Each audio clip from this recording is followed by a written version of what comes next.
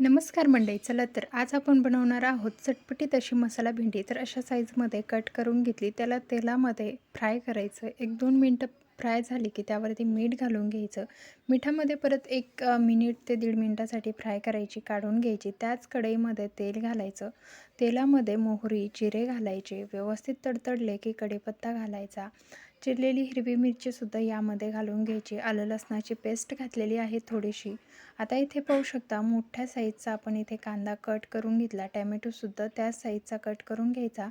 हे सुद्धा 2 मिनटं परतल्यानंतर त्यावरती मीठ घालायचं. इथं घरगुती मसाला म्हणजे एक चिमूटभर हळद, त्याचबरोबर इथे चिकन मसाला थोडासा घातला आहे. आवश्यक घालायचा असेल तर घाला, नाही घातला तरीसुद्धा चालेल.